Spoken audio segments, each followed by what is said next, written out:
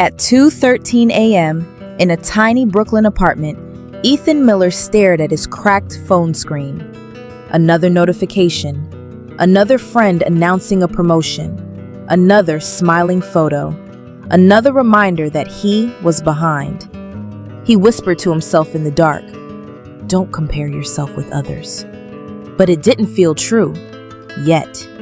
Ethan Miller, 24 years old, born and raised in a small town in Ohio, now living in Brooklyn, New York.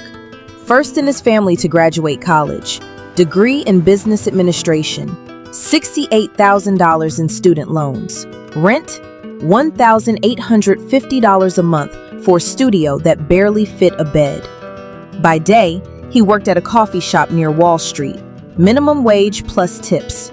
Every morning at 5:30 a.m., he served lattes to men his age wearing suits that cost more than his monthly paycheck. "Big meeting today," they'd say. "Flying to Chicago tonight. Closed a six-figure deal." Ethan would smile and say, "Have a great one," then check his phone. LinkedIn, Instagram, college friends in California startups. One friend bought a Tesla, another got engaged in Napa Valley. And Ethan? He split groceries with his roommate, counted subway swipes, skipped meals to make rent. But he had a dream. He wanted to work in tech marketing. He sent out 147 job applications. Most of them answered the same way. "We regret to inform you." Rejection emails became normal. He'd open his inbox before brushing his teeth. Rejection. Before bed. Rejection. Some days, he'd sit on the subway, surrounded by strangers in suits, and feel invisible. His mom would call from Ohio. "Are you eating okay, baby?" "Yeah, Mom, I'm good." He wasn't. One night, after a double shift, he came home exhausted. His roommate was celebrating. "Bro, I got the job at that marketing firm, starting at $85,000. They ordered pizza. They laughed. Ethan smiled, but later, in the bathroom, he stared at himself in the mirror. "What's wrong with you?" he whispered. "Why is everyone moving ahead except you?" His phone buzzed again. Another friend posting, "Hard work pays off. Blessed." Ethan felt something heavy in his chest. Comparison. It was eating him alive. One rainy Tuesday, Ethan received his 163rd rejection email. He didn't even read it fully. He sat on the edge of his bed. Rent was due in 5 days. His savings? $214. He opened Instagram again. More promotions, more vacations, more perfect lives. His thumb hovered over the app. Then, he did something different. He deleted it. Then LinkedIn.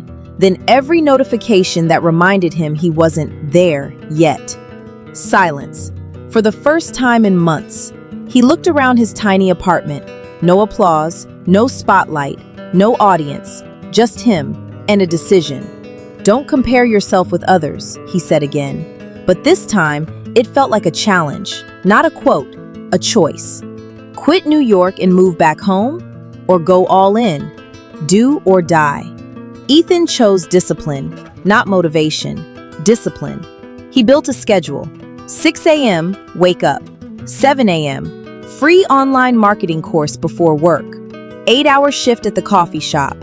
8 p.m., practice building mock ad campaigns. Midnight, sleep.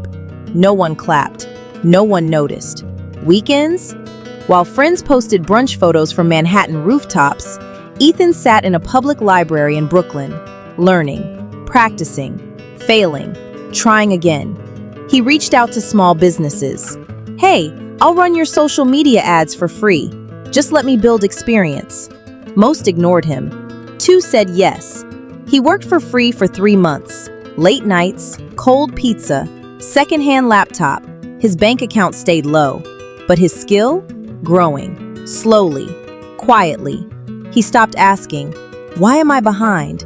and started asking, "Am I better than I was yesterday?" That became his competition. Himself. One afternoon while serving coffee, he got an email. Subject line, "Marketing Associate Position, Final Interview." He almost ignored it. He didn't. 2 rounds, then 3. A week later, sitting in the same tiny apartment, phone shaking in his hand. You got the job, Ethan. We were impressed with your hands-on experience. Salary, $72,000. Not millionaire status, not viral success. But his rent was covered, his loans manageable, his confidence rebuilt. 6 months later, he moved into a slightly bigger apartment, still in Brooklyn, still waking up early, still grinding, but now peaceful. One night, he reinstalled Instagram, not to compare, just to reconnect. He saw the same friends, different posts, and he smiled because he understood something now. Everyone's timeline is different. Success isn't about being ahead of someone else. It's about becoming stronger than the version of you who almost quit. Don't compare yourself with others. Compare yourself with who you were yesterday. That's the only race that matters. If this story felt a little too real, if you've ever stared at your phone and felt behind in life, remember this. Your chapter 1 is not their chapter 20.